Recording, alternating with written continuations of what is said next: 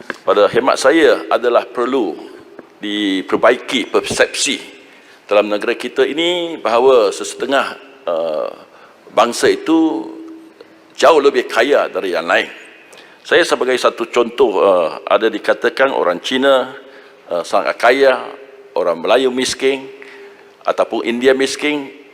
Sebenarnya kemiskinan ini melibatkan semua bangsa. Terutamanya bagi saya, apabila dikatakan orang Cina kaya ini, kalau kita lihat generasi yang lepas, saya nampak semua ramai orang-orang Cina adalah kuli.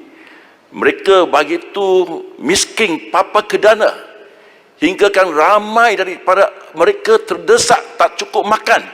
Anak-anak mereka terpaksa diberikan kepada orang lain untuk dianak-angkatkan. Di kalangan orang-orang Melayu saya rasa ramai yang di mana emak mereka adalah orang Cina yang telah diberikan untuk dianak-angkatkan. Kita tahu sebagai manusia kita tidak akan berikan anak kita kepada orang lain melainkan terdesak. Jadi maksud saya ni adalah satu persepsi yang tak betul, mengatakan orang Cina itu kaya. Saya tahu masa kecil kita nak beli roti pun bapa kata nak jimat, tak boleh beli roti luar, jimat masak bubur sendiri. Jadi adalah baik kalau kita melihat semua bangsa ini bukan atas kaya atau tidak mengikut warna kulit mereka, tapi status ekonomi mereka, supaya ada satu persefahaman dan keharmonian antara semua kaum. Bagi orang-orang Cina, orang Melayu lah terkaya di Malaysia kerana land bank, tanah-tanah mereka begitu banyak. Jadi adalah bagi saya lebih positif ataupun menggalakkan kalau kerajaan boleh menggalakkan orang-orang Melayu mendapat pendapatan lebih daripada tanah-tanah mereka, dan orang-orang Cina pun tak payahlah kita kata cemburu orang Melayu banyak tanah. Setiap bangsa ni mesti melalui cara sendiri mewujudkan kekayaan. Bagi saya negara Cina adalah satu contoh yang terbaik, di mana di bawah sistem komunis yang lama semua orang miskin, tak ada wang untuk diagih-agihkan antara rakyat negara Cina. Dan 40 tahun ini mereka menjana kekayaan untuk setiap rakyat dan semua rakyat menjadi kaya.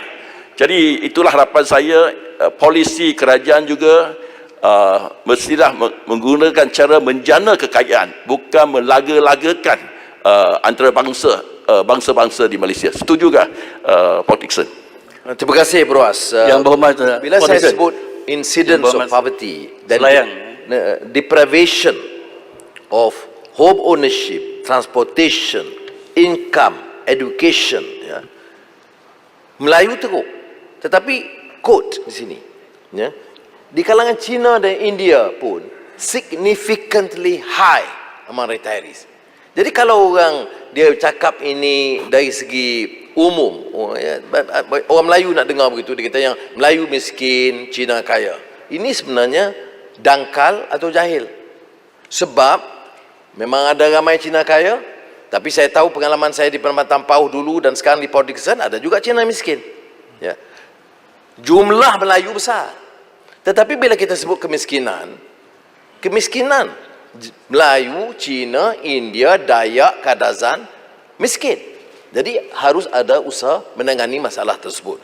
Kalau kajian yang saya sebut tadi tentang deprivation ini, dia memang jelas dia jumlah tinggi rendah. Dia tak kata hanya satu kaum. Paling tinggi orang Melayu. Tetapi kalau di kalangan paling miskin dalam kategori pesara, orang India. Jumlah Cina itu significant.